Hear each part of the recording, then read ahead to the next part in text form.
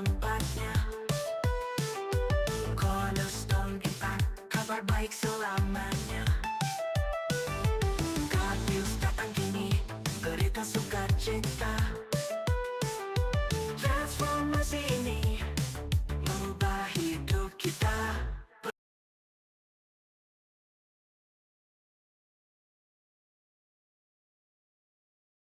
Bapa Surgawi, kami ucap syukur dan terima kasih kepada Engkau ya Bapa. Hari ini kami datang untuk beribadah kepadamu dan kami memuji dan memuliakan nama-Mu untuk mendengar firman-Mu juga Tuhan.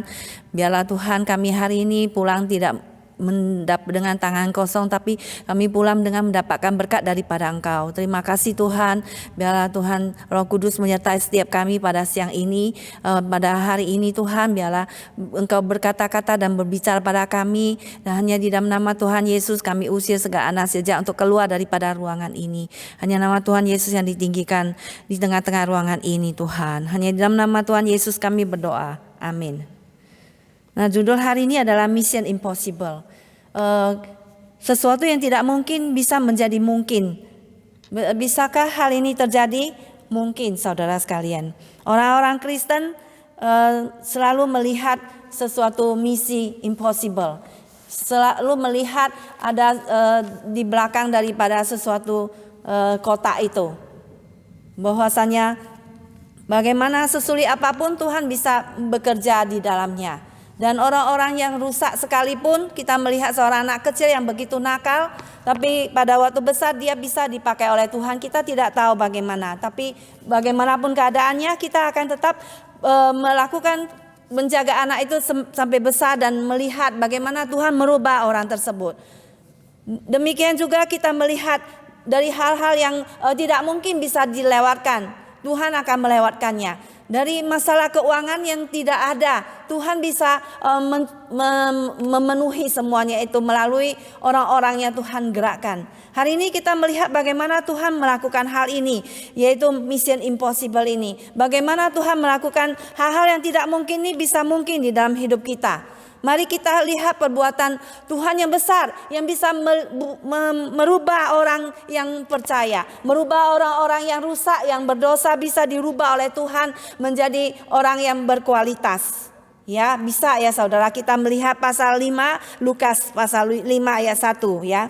Kita melihat Lukas 5 ayat 1 sampai 11, di mana penjala ikan menjadi penjala manusia. Mari kita melihat bersama-sama Lukas pasal 5. Pada suatu kali Yesus berdiri di pantai Danau Genesaret, sedang orang banyak mengerubuni dia hendak mendengarkan firman Allah.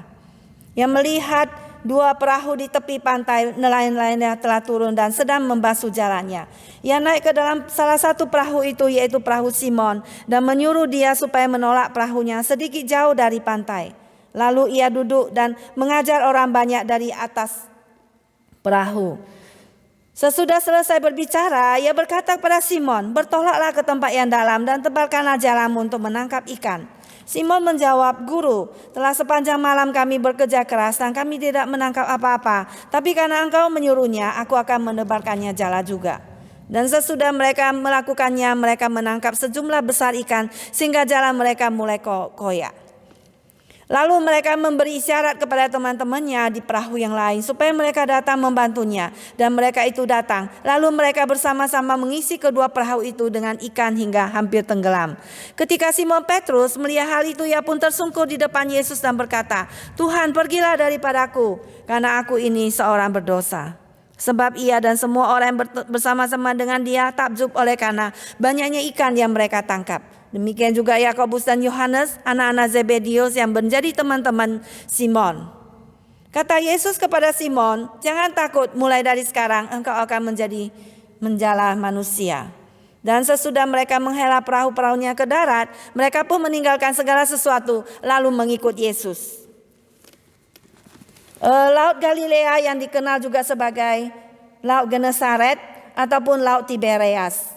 Dan khususnya ini menunjuk kepada daerah sekitar selatan Kapernaum.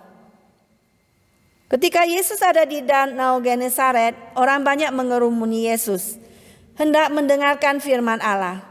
Nah, orang banyak ini mempunyai kebutuhan, orang banyak ini mendengar firman Allah. Maka Yesus melihat kebutuhan ini, ada di situ melihat ada 2 perahu di tepi pantai, di mana mereka sedang membersihkan jalan mereka untuk dipakai untuk menjala ikan, karena mereka ada nelayan-nelayan, yaitu Simon Petrus, Yakobus, Yohanes, Andreas ya, dan teman-teman yang lain. Lalu Yesus masuk ke dalam perahu Simon dan menyuruhnya menolak perahunya sedikit jauh dari pantai. Lalu ia duduk dan mengajar orang banyak dari atas perahu. Bagaimana mission impossible itu bisa tercapai di dalam gereja, dalam kehidupan orang Kristen? Yaitu yang pertama, kita rela dipakai oleh Tuhan. Di mana kita melihat sini bahwa Yesus memakai perahu Simon Petrus untuk menyampaikan firman Tuhan kepada orang banyak yang pada waktu itu mengerumuni dia, karena ada kerinduan mereka untuk mendengar firman Tuhan pada waktu itu. Maka Yesus mengajar kepada orang banyak yang siap untuk mendengarkan dia. Demikian juga saudara dengan kehidupan kita. Pada waktu Yesus meminta kita untuk memakai tenaga kita untuk melayani dia, apakah kita rela seperti Petrus yang rela dipakai oleh Tuhan perahunya untuk menyampaikan firman Tuhan? Demikian juga talenta dan semua yang ada pada kita, ataupun semua kelebihan kita. Seperti kita lihat di dalam Kisah Para Rasul, yaitu bukan Deborah ya, dia adalah Tabita, di mana dia itu seorang yang pintar menjahit baju-baju, dan dia menjahit baju untuk janda-janda yang pada waktu itu ya. Dan suatu hari Tabita ini dia meninggal, mati. Lalu semua orang menangis ya, dan memanggil Petrus yang pada waktu itu ada di kotanya itu, di Yope, dan menyuruh dia datang untuk mendoakannya. Maka kemudian datanglah Petrus dan mendoakan dia, dan kemudian Tabita ini dibangkitkan kembali, dia menjadi hidup kembali oleh Petrus ya. Yang pada waktu itu Yesus sudah naik ke surga, tapi Petrus pada waktu ini dia bekerja melayani Tuhan ya. Dia menjahit baju-bajunya, dan janda-janda menangis dan memperlihatkan, ini loh baju yang dijahit oleh Tabita ini. Ya, dia menjahit bajuku, dan mereka itu sangat sedih karena dia meninggal dunia. Kemudian dia dibangkitkan kembali oleh Petrus oleh kuasa Tuhan. Demikian juga kita melihat orang-orang ini semua, ibu-ibu yang cantik-cantik itu mengikut Yesus. Maria dan Maria yang lain mengikut Yesus dengan semua kekayaan yang ada pada mereka untuk melayani Tuhan. Nah, apakah Petrus mengomel bahwa Yesus memakai perahunya untuk dipakai Tuhan untuk menyampaikan firman Tuhan pada orang yang pada waktu itu mau mendengarnya? Tidak, saudara sekalian. Apakah kita juga rela seperti Petrus dipakai oleh Tuhan ya? Pada Tuhan meminta kita, maukah kita itu memakai fasilitas yang ada pada kita untuk melayani Tuhan? Apakah juga kita merasa sakit hati? Petrus tidak sakit hati ya. Apakah kita juga merasa berat kalau kita dipakai oleh Tuhan juga untuk memakai semua yang ada pada kita, termasuk mobil kita, untuk dipakai oleh Tuhan untuk melayaninya? Saudara sekalian, Petrus tidak memperhitungkan untung rugi dari kerelaannya untuk melayani Tuhan. Di mana Tuhan meminta kepadanya, bertolaklah ke tempat yang agak jauh sedikit karena aku mau memakai perahu ini untuk mengajar orang banyak. Maka dia pun merelakannya. Nah, sewaktu kita anak-anak masih kecil, maka kita suka memberikan makanan pada anak-anak kita. Dan pada waktu itu ada anakku ataupun meminta makanan ya, french fries, membeli mereka. Dan bolehkah mama minta sedikit? Nah, mereka mengatakan no ya. Dan waktu itu saya ini adalah Ismail, ini adalah punyaku ya. Nah, dalam hatiku, ini makanan saya beliin kamu, tapi kamu nggak boleh saya makan makananmu ini. Pada anak-anak ini, kenapa begitu pelit ya? Demikian juga di anak-anak sekolah ya, sekolahan pada waktu kita mengajar ya, anak-anak yang bermain-main, pada waktu temannya meminta untuk minjam mainannya kayak Lego gitu, oh no, it's mine ya. Kalau kita meminjam juga bonekanya, bolehkah aku pinjam, lihat ini? Oh nggak boleh, it's mine, ini ada punyaku. Anak-anak usia 2 tahun, ini semua punyaku. Mau pinjam pensilnya, oh it's mine, ini punyaku semua. Nah, inilah anak-anak kecil ini, karena mereka tidak tahu ini adalah punya sekolah, ini sekolahan punya barang, kita harus sharing bersama. Ya, Demikianlah hari ini saudara, Tuhan ingin kita melakukan mission impossible dalam hidup kita sebagai orang Kristen. Itu kita rela memakai semua dapat kita untuk dipakai melayani Dia. Ya, kemudian kedua saudara, bagaimana kita melakukan mission impossible ini? Kita mau taat meskipun tidak masuk akal. Ayat keempat ya, kita melihat setelah selesai berbicara, ia berkata pada Simon, bertolaklah ke tempat yang dalam dan tebarkanlah jalamu untuk menangkap ikan. Simon menjawab, Guru, telah sepanjang malam kami bekerja keras dan kami tidak menangkap apa-apa. Tetapi karena engkau menyuruhnya, aku akan menebarkannya jalaku juga. Dan setelah mereka melakukannya, mereka menangkap sejumlah besar ikan sehingga jala mereka mulai koyak. Lalu mereka memberi isyarat kepada teman-temannya di perahu yang lain supaya mereka datang membantunya, dan mereka itu datang. Lalu mereka bersama-sama mengisi kedua perahu itu dengan ikan hingga hampir tenggelam. Kita melihat hal yang tidak mungkin terjadi ini, bukan? Ya, waktu yang paling baik menangkap ikan ialah malam hari di air yang dalam. Dan pada waktu siang mereka menangkap ikan di tempat yang dangkal. Tetapi Yesus menyuruh mereka ke tempat yang dalam pada waktu siang hari. Nah, ada masuk akal enggak? Tidak masuk akal, bukan? Dan lalu Petrus menjawab, Guru, ini setelah sepanjang hari, sepanjang malam kami menangkap ikan tapi tidak mendapat apa-apa. Sudah sepanjang malam kami telah berusaha dan kami ini adalah nelayan-nelayan yang handal. Kami ini nelayan-nelayan yang cukup pintar untuk menangkap ikan. Tetapi karena Petrus ini ya, kita melihat, kita boleh salut Petrus. Petrus mengatakan, tapi karena engkau menyuruhnya, aku akan menebarkan jalaku juga. Ya, tapi karena Tuhan yang menyuruhnya, aku akan melakukannya juga. Meskipun sepanjang malam hari kami tidak menangkap apa-apa. Nah, karena Tuhan yang menyuruhnya, dia melakukannya juga. Nah, inilah yang disebut lompatan iman. Beriman enggak kita kepada Tuhan? Ya, inilah ketaatan yang Tuhan mau kita taat pada Tuhan secara mutlak di dalam hidup kita. Tuhan ingin kita taat kepadanya meskipun tidak masuk akal, meskipun tuntutan Tuhan itu ataupun perintah Tuhan itu kita tidak mampu melakukannya secara akal manusia, itu tidak sanggup ya. Dana tidak ada misalnya ya. Tidak mampu kita melakukannya, tidak ada orang-orangnya ya. Orang-orangnya enggak ada, semuanya yang pintar-pintar itu enggak ada ya. Apakah firman Tuhan itu dapat dipercaya? Jawabannya ya, 100%. Jawabannya adalah yes. Apakah firman Tuhan itu tidak masuk akal? Bisa kita taati? Ya bisa jawabannya. Ya, ada kalanya firman Tuhan itu tidak bisa kita itu secara naluri ya, kita tidak bisa ya, tidak akan percaya itu ya.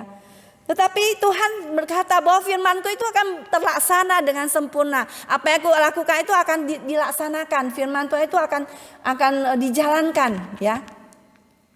Firman Tuhan itu, Tuhan mau melakukan apa yang Tuhan mau, dia akan mengatakannya ya. Bisa dipercaya. Jadi sesungguhnya sekiranya kamu mempunyai iman sebesar biji sesawi, kata Tuhan Yesus, maka kamu akan berkata kepada gunung ini, pindah dari tempat ini, maka gunung ini akan pindah. Karena tidak ada yang mustahil bagi orang yang percaya. Tidak ada yang mustahil ya. Demikian juga dikatakan di dalam Markus 4 bahwasanya kerajaan Allah itu seperti apa? Seperti seumpama biji sesawi yang ditaburkan di tanah. Memang biji itu yang paling kecil daripada segala jenis benih yang ada di bumi. Tetapi apabila ia ditaburkan, ia tumbuh dan menjadi lebih besar daripada segala sayuran yang lain. Biji sesawi itu, ya pernah ya kita makan sayur sawi itu ya.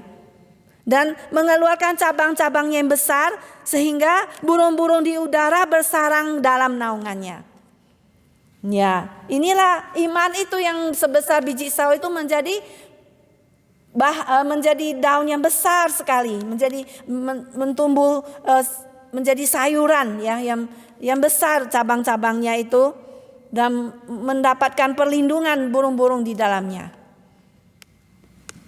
Demikianlah kita melakukan mission impossible. Pada waktu kita tidak ada jalan, maka Tuhan akan membuka jalan. Pada waktu Musa ada di depan Laut Merah, dan di mana di belakang tentara Firaun sudah mengejar, tidak ada jalan keluar. Maka Tuhan menyuruh itu untuk apa? Mengambil tongkatnya dan dipukullah Laut Merah itu, yang disebut Laut Kosong itu. Maka lautan itu terbelah menjadi dua dengan angin yang bertiup semua anginnya di pinggirnya, dan orang semua bisa melaluinya. Dengan cara itu orang Israel bisa terbebas daripada tentara orang Mesir yang mengejar mereka.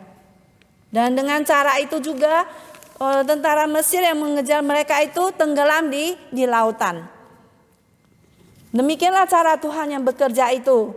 Bukan dengan cara kita yang membunuh orang Mesir, bagaimana caranya. Tapi dengan cara kuasa Tuhan yang besar itu. Dan kita berharap dan bersandar pada Tuhan. Dan dengan kita taat kepadanya, maka segala sesuatu yang tidak mungkin akan menjadi mungkin.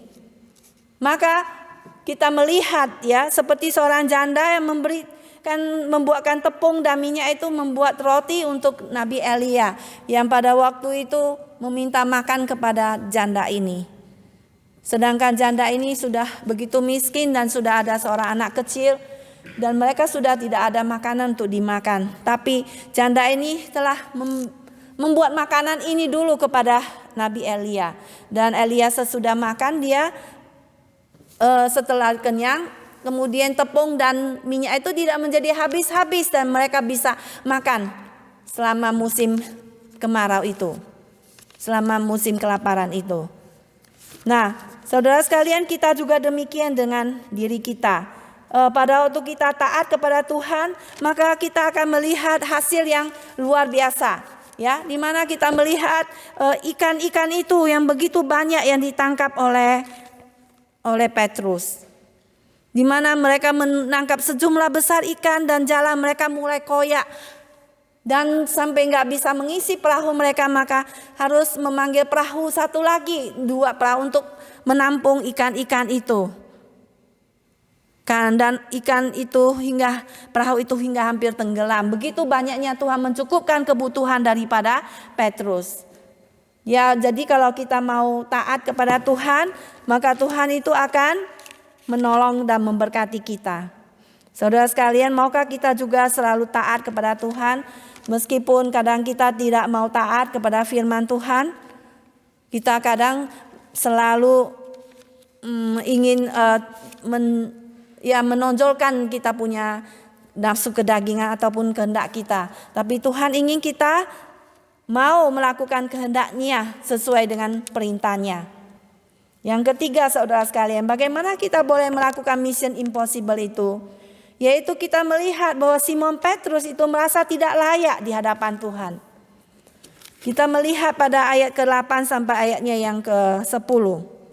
Ketika Simon Petrus melihat hal itu, ia pun tersungkur di depan Yesus dan berkata, "Tuhan, pergilah daripadaku, karena aku ini seorang berdosa." Sebab ia dan semua orang yang bersama-sama dengan dia takjub oleh karena banyaknya ikan yang mereka tangkap. Demikian juga Yakobus dan Yohanes, anak-anak Zebedius yang menjadi teman Simon. Kata Yesus kepada Simon, "Jangan takut, mulai dari sekarang engkau akan menjala manusia." Jadi kita melihat di sini bahwasanya Petrus itu merasa takjub ya. Dia merasa tercengang. Bukannya Tuhan ingin menuntut kita mempunyai suatu lompatan iman, suatu iman yang tinggi, yang percaya kepadanya.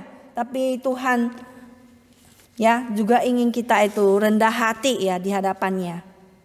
Yang seperti Simon Petrus yang merasa tercengang-cengang, yang merasa takjub terhadap mujizat yang Tuhan perbuat ini. Dan responnya yang pertama itu adalah apa? Dia berlutut di hadapan Tuhan, tersungkur di hadapan kakinya. Ya, tersungkur di depan Yesus, dalam bahasa Inggris dia berlutut di hadapannya, di hadapan Tuhan, dan dia merasa diri sendiri itu tidak penting, dia merasa dia sepele, dia merasa dirinya tidak menjadi kecil. Tiada berarti di hadapan Tuhan dibandingkan dengan keagungan Yesus yang pada waktu itu berdiri di hadapannya. Dan Petrus tahu bahwa Yesus telah menyembuhkan orang sakit di dalam pasal sebelumnya ya. Mengusir setan-setan. Tapi juga dia terpesona bahwa Yesus juga peduli mengenai kerutinan dia sehari-hari, yaitu menangkap ikan.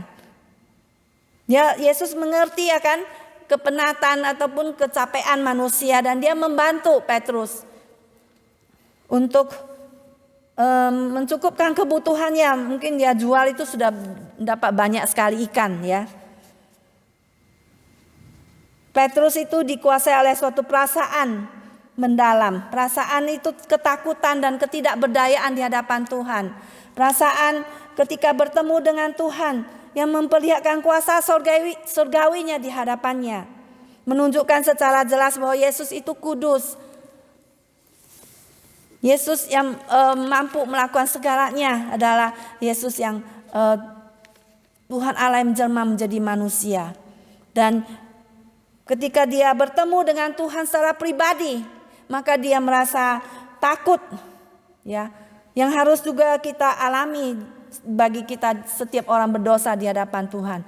Kita harus merasa takut di hadirat Tuhan yang Maha Kudus. Ya, tadi ada bacaan bersautan dikatakan Allah kita adalah Allah yang seperti api yang menghanguskan, maka beribadahlah pada Tuhan dengan hormat dan takut. Jadi seperti Nabi Yesaya yang pada waktu bertemu dengan Tuhan, dia diam-diam melihat Tuhan di atas tahtanya yang tinggi dan menjulang, dan ujung jubahnya memenuhi bait suci. Jadi Tuhan ada di gereja ya.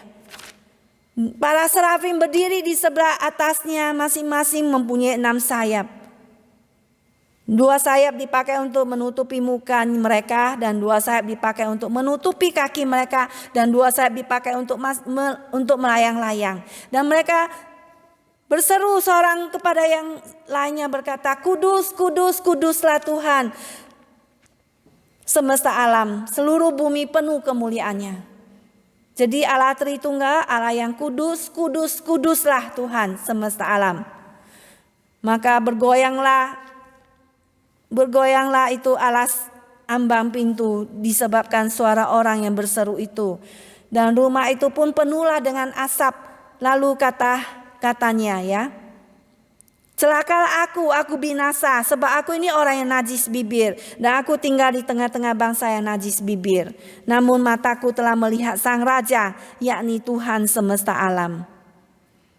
Nah, ketika kita berjumpa dengan Tuhan Allah yang hidup, maka kita akan menyadari keberdosaan kita di hadapan Tuhan. Maka seperti Petrus mengatakan, "Tuhan, pergilah daripadaku karena aku ini seorang berdosa." Sebab ia dan semua orang yang bersama dengan dia takjub oleh karena banyaknya ikan yang mereka tangkap.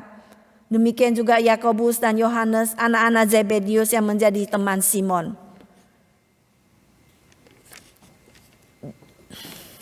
Bahwasanya kita menyadari bahwa kita ini orang berdosa yang tidak mempunyai jasa sedikit pun. Kita adalah seorang yang seperti pengemis yang meminta-minta kepada Tuhan. Ya, kita tidak ada jasa sedikit pun untuk menyelamatkan diri kita sendiri. Kita seperti kotoran ya, seperti sehelai kain kotor yang memang dia punya tugas adalah kain kotor, bagaimanapun dibersihkan nanti dia lap lagi, dia kotor lagi. Ya, jadi status dia adalah kain kotor. Demikianlah kita adalah orang berdosa yang memang kita adalah orang berdosa, status kita yang patut dihukum oleh Tuhan. Nah, ada 2 kondisi sebelum kita datang pada Tuhan yang seperti Petrus. Kita harus mengenal diri kita sendiri sebagai seorang berdosa. Kemudian seperti penangkap ikan ini, kita juga harus menyadari bahwa kita itu tidak dapat menyelamatkan diri kita sendiri. Jika kita tahu bahwa kita itu memerlukan bantuan. Kita itu adalah orang berdosa yang sudah seperti seorang yang jatuh ke dalam kolam yang begitu dalam. Yang dulu saya waktu masih kecil pernah jatuh ke sumur yang dalam ya. Sumur itu dimana waktu kita waktu zaman yang dulu kita menimba air sumur. Jadi kita minum dari air sumur itu, dan saya seorang yang juga yang menimba air. Jadi waktu itu saya umur 10, saya menimba air itu, dan waktu itu kolamnya cukup dalam ya, tapi saya ikut abang saya, katanya ambil sumur yang tangannya ke dalam gitu, kamu hebat. Jadi saya ikut ke dalam, akhirnya saya jatuh ke dalam sumur itu. Ke dalam sumur itu jatuh, saya di dalam air itu berteriak-teriak, tapi berteriak mama, lu kok nggak bisa keluar suaranya ya. Teriak lagi mama, waduh minum air terus. Waduh mah nggak bisa, ini gimana ini, nggak bisa. Saya berteriak minta tolong pun nggak ada suaranya, nggak bisa keluar, yang ada minum air. Akhirnya apa yang terjadi?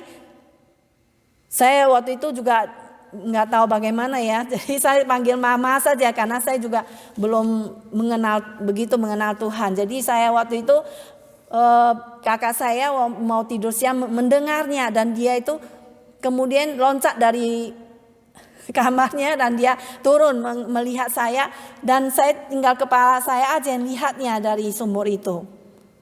Kemudian kakak saya tidak berdaya, dia panggil papa saya yang lagi mencabut rumput di dalam belakang rumah ya. Lalu panggil papa saya datang, lalu saya diangkat dari papa saya datang, lalu ada dia punya gantungan ya, gantungan timba air itu.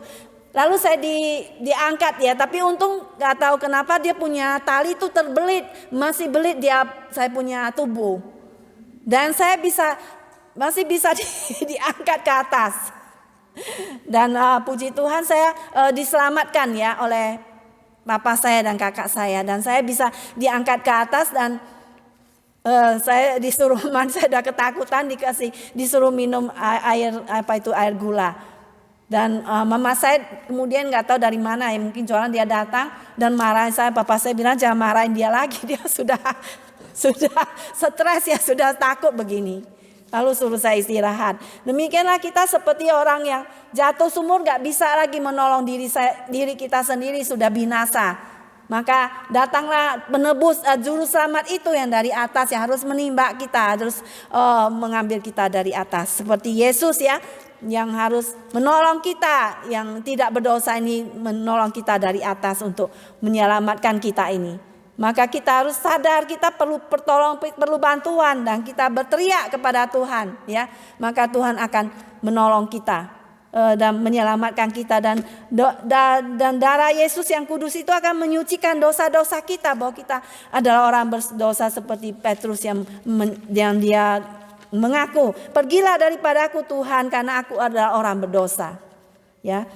Maka ada dua kondisi, kita harus sadar kita adalah orang yang berdosa, menyadari keberdosaan kita, dan yang kedua bahwa kita perlu bantuan, kita memerlukan satu-satunya juru selamatnya Yesus ya, jalan satu-satunya yang bisa menolong kita.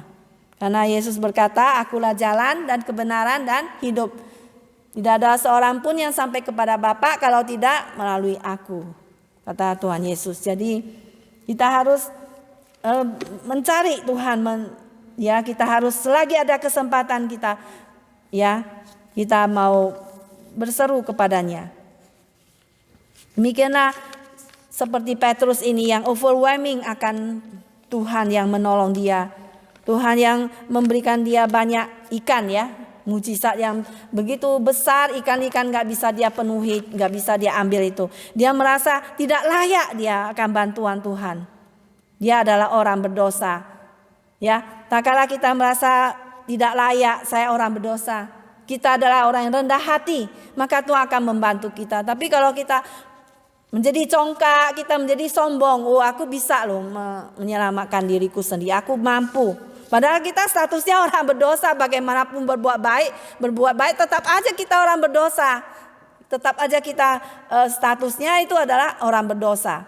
Jadi kita harus seperti Petrus yang kita harus rendah hati, maka kita akan ditinggikan. Tapi orang yang sombong, Tuhan akan menentang, Tuhan akan blok dia, Tuhan akan menentang dia. Tuhan akan Tuhan akan merintangi dia, sehingga berkat Tuhan tidak turun kepadanya. Maka kita perlu perlu rendah hati ya. Kita perlu seperti Petrus yang menyadari ketidaklayakannya di hadapan Tuhan. Kemudian yang keempat, kita melihat bahwa Yesus ingin memakai Petrus ya dan teman-temannya menjadi penjala manusia.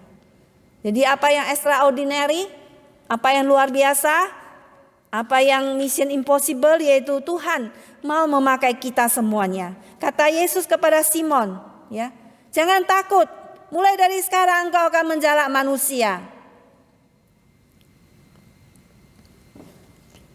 Dan sesudah menghela perahu-perahunya di darat, mereka pun meninggalkan segala sesuatunya lalu mengikut Yesus. Ketika Petrus dan teman-temannya melihat otoritas Yesus di rumah ibadat, menyembuhkan orang-orang sakit dan mengusir setan-setan, dan kemudian Yesus juga melaksanakan kuasanya di dalam kehidupan pribadi masing-masing ya, Petrus ya, yaitu Yesus itu menolong hidup mereka, mempunyai kuasa di dalam pekerjaan mereka sebagai seorang nelayan. Yesus turun di dalam level mereka sebagai seorang penangkap ikan yang rendah, penangkap ikan yang tidak sekolah, yang kasar pekerjaannya. Yesus mau turun ke atas mereka. Dan dari titik ini kita melihat bahwasanya mereka meninggalkan jalan mereka, meninggalkan pekerjaan mereka, meninggalkan orang tua mereka, dan mereka mengikut Yesus. Meninggalkan segala sesuatunya di belakang untuk mengabdi kepada Tuhan saja. Ketika Yesus memanggil Lewi pemungut cukai, ikutlah aku. Maka Lewi segera berdiri dan meninggalkan segala sesuatunya, lalu mengikut Yesus untuk menjadi hambanya. Demikian juga dengan kita, Yesus memanggil kita semua orang. Yesus memanggil kita, kita segera mengikut Yesus. Bukan saja setelah mengenal Yesus sebagai juru selamat, tapi kita juga harus meninggalkan dosa-dosa kita ke belakang. Meninggalkan segala sesuatu. Seperti sebuah lagu ya, ciptaan Caleb Tong yang mengatakan judulnya adalah Ku lepaskan semua ikut Yesus, luku di tangan maju terus. Jadi kita melepaskan segala sesuatu, meninggalkan segala sesuatu, meninggalkan dosa-dosa kita untuk mengikut Yesus. Meninggalkan sifat buruk kita, meninggalkan teman-teman yang yang menjerumuskan kita ke dalam dosa, meninggalkan sifat-sifat yang tidak baik, meninggalkan semua iman kepercayaan yang tidak berkenan pada Tuhan, meninggalkan semua iman kepercayaan daripada orang tua yang tidak sesuai dengan Tuhan kita. Maka Tuhan, kita harus meninggalkan ke belakang semua yang tidak berkenan pada Tuhan, lalu mengikut Yesus. Karena hanya Yesus adalah Tuhan satu-satunya turun daripada sorga untuk menyelamatkan kita orang berdosa. Dan Dia satu-satunya Tuhan yang mati bagi kita, yang berkorban bagi kita di atas kayu salib, mati dan bangkit kembali menjadi juru selamat dunia. Maka kita harus melepaskan segala-galanya untuk mengikut Yesus. Dan kita mau menjadi penjala manusia. Yang tadinya seorang nelayan penangkap ikan, sekarang menangkap manusia. Mencari jiwa-jiwa yang tersesat untuk datang kepada Tuhan untuk diselamatkan olehnya. Maka Pak Saud dan saya itu meninggalkan segala sesuatu untuk menerima panggilan Tuhan ya. Pada waktu itu umur saya baru 20 tahun ya. Pada tahun 1984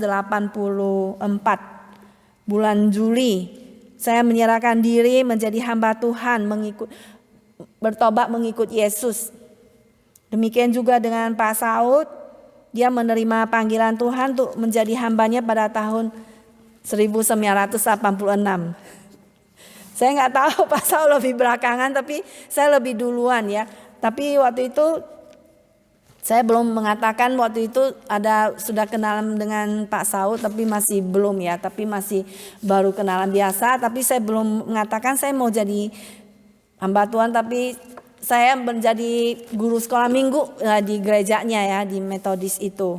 Dan pada tahun 1988 aku duluan masuk ke seminari Alkitab Asia Tenggara di Malang ya, di Saat. Ya lalu Kita sudah persembahkan kepada Tuhan. Persembahkan kepada Tuhan seluruh hidup kita. Maka kita tidak boleh lagi mengambil kembali. Dan Tuhan itu akan pelihara hidup kita. Tuhan akan mencukupkan seperti Petrus itu juga. Dia meninggalkan nelayannya, meninggalkan profesinya sebagai seorang nelayan mengikut Yesus. Dan demikianlah seperti lagu tadi, ikut Yesus kemanapun Tuhan pimpin. Ku tetap ikut dia, ikut Tuhan Yesus sampai selama-lamanya. Amin semuanya. Demikian juga Tuhan Yesus ingin kita, ya, memberi diri kita menjadi penjala manusia. Ya, sebelum Petrus dipakai Tuhan, dia adalah orang biasa aja, seorang biasa yang tidak terkenal, penangkap ikan, nelayan. Hari-harinya kerjanya menangkap ikan. Tidak ada pengaruh apa-apa, tidak memberi dampak kepada dunia. Tetapi setelah dia menjadi hamba Tuhan, dipakai oleh Tuhan, dia menjadi apa? Menjadi something, dia menjadi luar biasa, dia dipakai oleh Tuhan. Ya, sebelumnya dia hanya seorang nelayan mencari uang setiap hari, mendapatkan uang untuk menghidupi keluarga, dia menjadi seorang yang kaya raya, ya. Tetapi apakah artinya, ya, dia tidak dipakai oleh Tuhan, dia tidak berdampak bagi orang lain. Tapi setelah dia menjadi hamba Tuhan, dia itu menjadi seorang yang terkenal, ya. Dia berkhotbah 3.000 orang bertobat pada waktu hari Pentakosta. Karena dia rela dipakai oleh Tuhan. Dia rela, ya, Tuhan mengatakan jadilah, ya, penjala manusia. Maka dia menjala manusia. Dia berdiri berkhotbah. 3.000 orang bertobat. Yang tadinya orang berdosa yang tidak berguna lagi dibuang oleh Tuhan. Tapi Tuhan bisa perbaiki dia. Asal kita mau percaya padanya, meninggalkan semuanya dosa-dosa kita, datang kepada Tuhan. Dan Tuhan bisa memperbaharui hidup kita. Dan Tuhan bisa memberikan kepada kita kembali, memperbaharui hidup kita kembali menjadi baru sama sekali. Saudara sekalian, marilah kita semua mau dipakai oleh Tuhan seperti Petrus yang tadinya biasa-biasa saja, bukan orang terkenal, tapi sekarang dia menjadi orang terkenal, ya.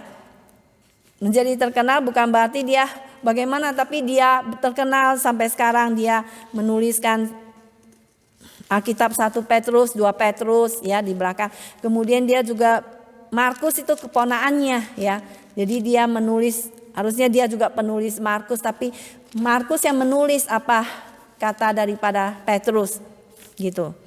Demikian juga dengan kita, ya, saudara. Sebelum kita menjadi pengikut Yesus, kita adalah orang yang biasa-biasa saja.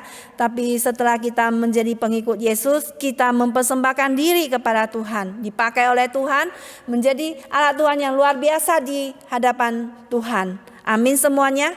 Menjadi orang yang penting, ya. Yang tadinya bukan orang penting, orang biasa aja yang hidup kita sehari-hari kerjanya menjala biasa aja, menjala ikan, mencari mata pencaharian sehari-hari. Tapi setelah kita percaya pada Tuhan, Tuhan ingin memakai kita menjadi penjala manusia. Tuhan ingin kita menjadi penangkap-penangkap manusia, mencari domba-domba yang sesat untuk dibawa pulang kepada Tuhan. Ya, untuk mereka boleh bertobat, untuk menjadi berguna lagi bagi kerajaan Tuhan, dan dipakai oleh Tuhan menjadi berkat dan memajukan kerajaan Tuhan, ya, bagi kita semuanya. Amin semuanya. Mari saudara sekalian, kita menjadi seseorang yang luar biasa, yang melakukan mission impossible yang bagi manusia tidak mungkin, bagi Tuhan mungkin, yaitu kita rela mau dipakai menjadi saluran berkat. Kalau Tuhan minta, semua fasilitas kita, rumah kita, dan kekayaan kita pakai untuk Tuhan. Kemudian yang kedua, kita mau taat meskipun tidak masuk akal. Kemudian yang ketiga, kita harus merasa tidak layak di hadapan Tuhan, selalu mengucap syukur, selalu rendah hati, karena apa yang Tuhan kasih itu semua adalah pemberian Tuhan adanya, bukan adalah jasa kita. Kemudian selanjutnya saudara sekalian, keempat, Yesus ingin memakai kita menjadi penjala manusia, ya, masuk ke dalam kerajaannya, menjadi hamba-hamba Tuhan. Sampai di sini firman Tuhan. Mari kita masuk ke dalam doa. Bapa di dalam surga, kami ucap syukur dan terima kasih kepadamu, ya Tuhan, untuk firman Tuhan yang pendek ini, yaitu Petrus yang dipakai oleh Tuhan, yang dia itu pertama-tama adalah seorang nelayan, dia dipanggil oleh Engkau, di mana dia meninggalkan segala sesuatunya, meninggalkan jalannya, meninggalkan perahunya, meninggalkan profesi sebagai nelayan, penjala ikan, menjadi penjala manusia. Tuhan, tolonglah kami ya Tuhan Yesus, orang-orang yang kecil, orang-orang yang biasa ini Tuhan, tapi Tuhan mau pakai Tuhan menjadi orang yang luar biasa bagi kerajaan-Mu ya Tuhan. Karena bagi Engkau tidak ada yang mustahil Tuhan. Tolonglah kami Tuhan untuk percaya hal ini. Hanya dalam nama Tuhan Yesus kami berdoa. Amin. Terima kasih Tuhan untuk kasih sayang-Mu, anugerah-Mu berlimpah dalam hidupku. Pemeliharaan-Mu nyata, perlindungan yang tiada henti. Kau selalu ada di setiap langkahku. Kau beri kesempatan untuk balas kasih-Mu. Terimalah persembahanku dengan hati tulus. Saat ku lemah dan jatuh, Kau hadir.